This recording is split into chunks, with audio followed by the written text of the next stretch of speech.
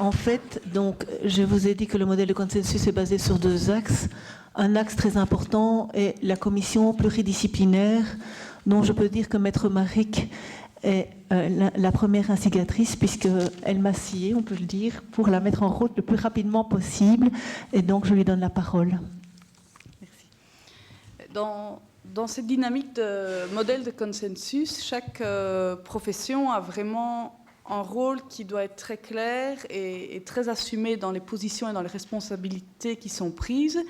Et on voyait très mal comment c'était possible sans se parler. On était dans un monde où la crainte, un avocat va sûrement pas aller parler à un magistrat, on risquerait de dire qu'il y a copinage, l'expert, on va pas aller influencer, un peu un cloisonnement comme ça du médiateur, du juge, des avocats, et même entre avocats, un peu une dynamique de je fais ma petite popote chez moi et j'en réfère pas à d'autres, très fermée sur soi.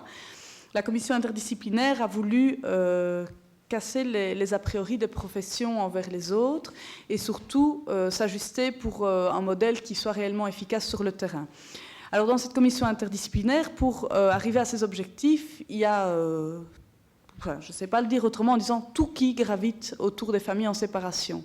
Donc tout l'organe protectionnel, chez nous c'est SAJ, SPJ, service d'aide à la jeunesse, service de protection judiciaire, les juges, le parquet, maintenant qui est un peu découragé par les nouvelles lois, mais quand même parquet, les experts, les psychologues non-experts, qui ont les personnes parfois bien en amont de la séparation, on a des PMS d'école, on a les espaces rencontres qui organisent les rencontres entre parents d'une manière encadrée, les médiateurs, les avocats.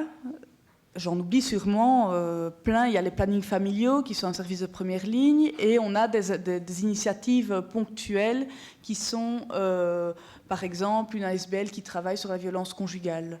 Le but de cette commission, chaque profession, il y a bien sûr des magistrats, chaque profession se présente et explique un peu sa réalité de terrain.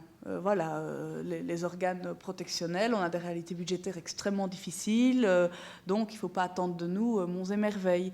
Les avocats, il faut bien, on fait part aux magistrats parce que là, vous avez vu, ils nous ont réservé 5 lignes, avant on ne les avait même pas. Hein.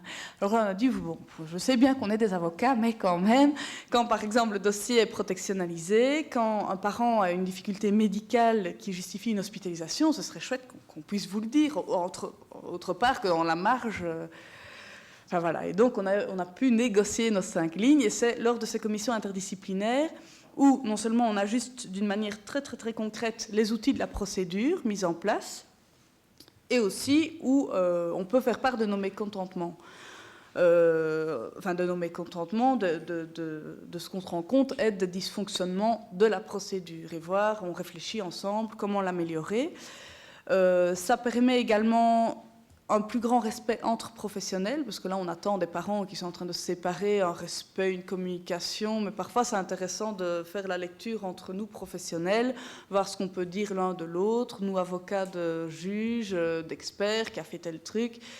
Le fait de connaître et d'être conscientisé à la réalité de terrain de chaque professionnel permet une plus grande ouverture d'esprit et une plus grande prise de conscience des réalités professionnelles de chacun. Alors, on a beaucoup d'attentes de cette commission interdisciplinaire.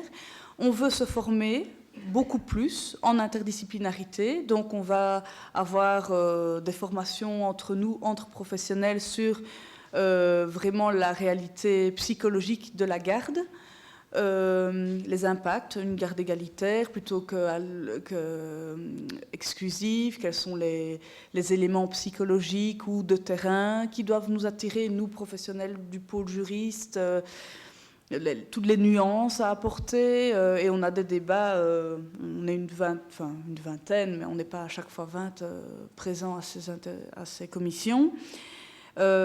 On a donc cet objectif de formation, on a un objectif de polluer un peu avec notre système, donc ici les 3 membres font partie de l'aspect un peu pub, voilà, on a mis ça en place et on vous informe, après vous faites ce que vous voulez.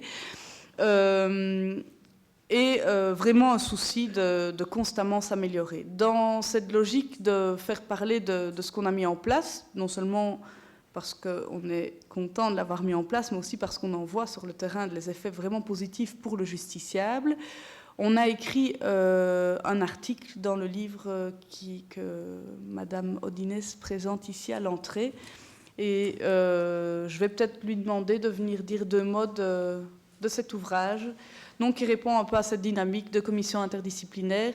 Pour moi, elle est nécessaire, la commission interdisciplinaire, à la logique du modèle, parce qu'elle permet vraiment à chaque fois l'ajustement des professionnels et le fait qu'on évite à tout prix maintenant de rester en vase clos sur nous-mêmes et rester dans des dynamiques qui, vues de l'extérieur, sont complètement alambiquées.